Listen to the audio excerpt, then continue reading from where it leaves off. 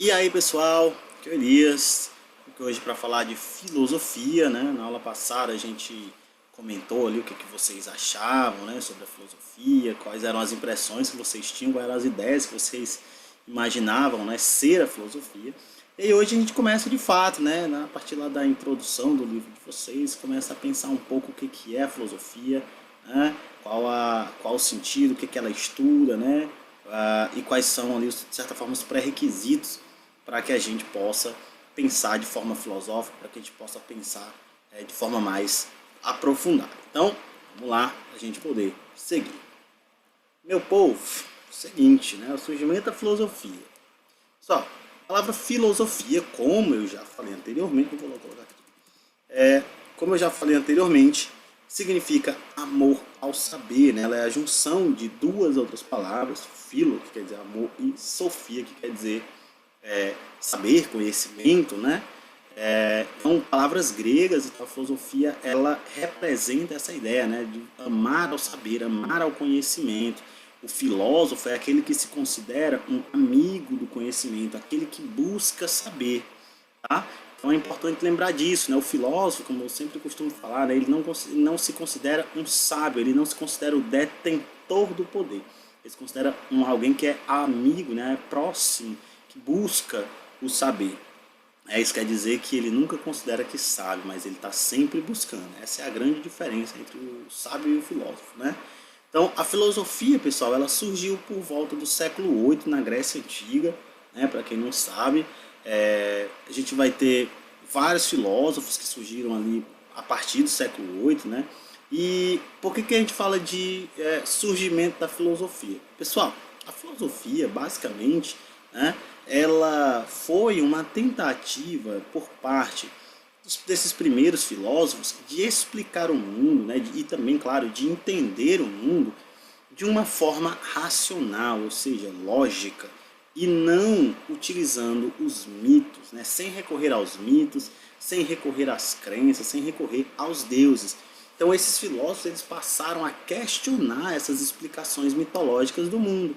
Né? A gente já falou sobre os mitos gregos. Então, os gregos eles tinham várias histórias, vários mitos, né, para explicar a existência das coisas, o funcionamento do mundo, o surgimento dos seres humanos, das doenças e tudo mais. Então, os mitos eles serviam também para explicar, né, para dar uma para que os seres humanos, os gregos, eles pudessem entender o mundo, claro, a partir desses mitos.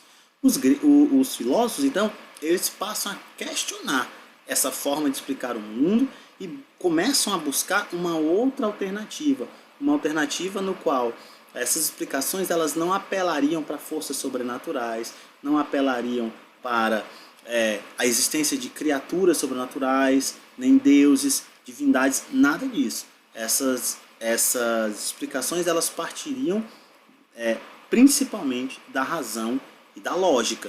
Tá? Então, basicamente, esses primeiros filósofos eles vão trazer essa transformação. Por isso a importância da filosofia. Né? Não é à toa que a filosofia ela é considerada a mãe de todas as ciências. Por quê? Porque a ciência, pessoal, ela não é nada mais do que uma tentativa de explicar a realidade de uma forma racional, lógica, né? Fundamentada.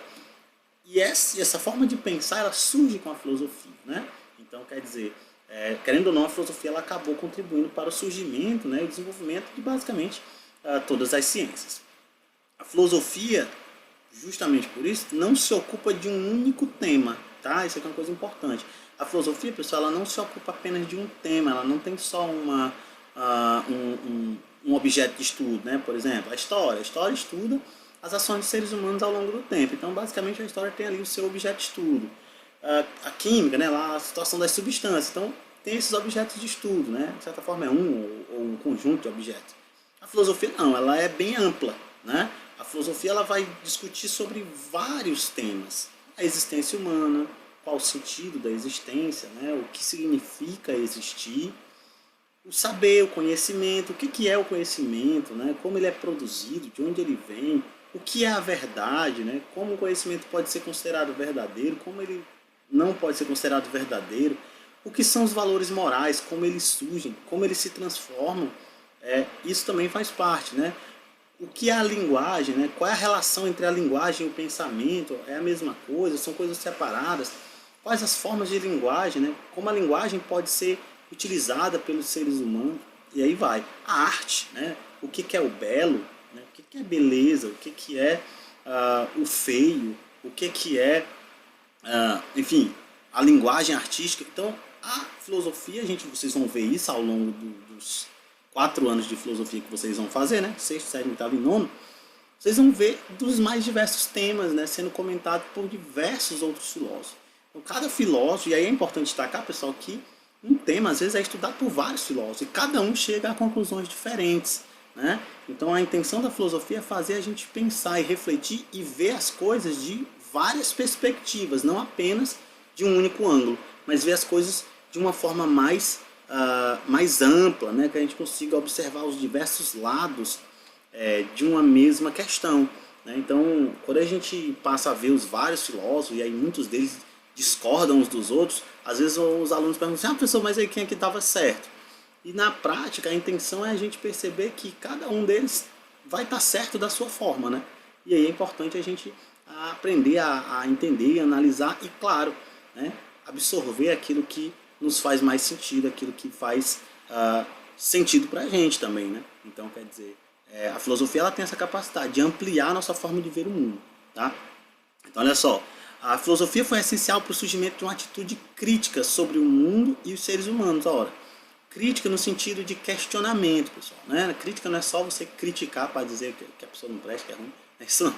É a gente questionar, duvidar, pensar, né? Então, quer dizer, os filósofos eles foram fundamentais para o desenvolvimento desse tipo de atitude, né? Da atitude de questionar, de quando alguém nos diz alguma coisa, a gente passar a questionar o que isso significa, quem foi que disse isso, de onde essa pessoa tirou isso, né? O que prova isso que a pessoa está falando. Essa dúvida, esse questionamento, ele é característica central do pensamento filosófico, né? É a chamada atitude reflexiva, né? A atitude crítica, de a gente poder buscar refletir, buscar entender aquilo que chega até nós.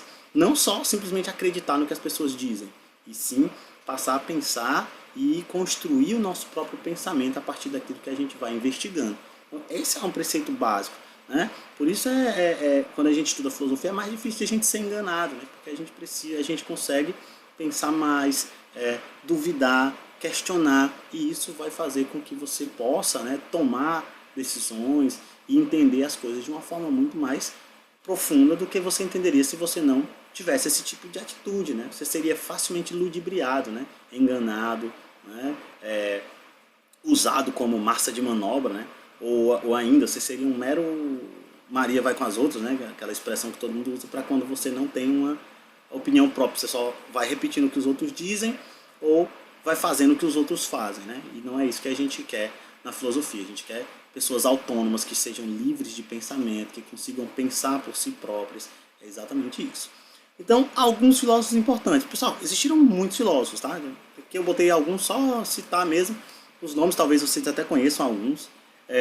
Então, Tales de Mileto é considerado o primeiro filósofo, né, lá do século VIII. Tales vivia na cidade de Mileto, ó, por isso que o nome dele é Tales de Mileto. Então, Tales de Mileto. Tem Sócrates, né, que é considerado um dos grandes marcos na história da filosofia, que marca uma transição na chamada filosofia pré-socrática e a filosofia pós-socrática, né?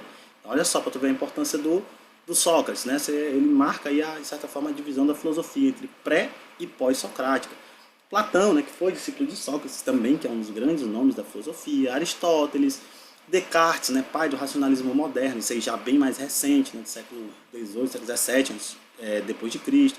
Nietzsche e tantos outros, né? E vocês vão ver um pouquinho sobre cada um deles. Claro que é difícil de falar tudo sobre eles, né? Não tem como, mas um pouquinho a gente vai ver sobre cada um deles ao longo desses anos. Tá? Então, pessoal, é isso. Só um vídeo de introdução aqui, né? Pra gente poder saber, de fato, isso aí vocês podem ler no livro de vocês também. Tem lá no primeiro capítulo, não, desculpa, na parte sobre introdução, né, ao capítulo mesmo. E aí a gente vai seguir, tá bom? Então, muito obrigado por assistirem e até a próxima.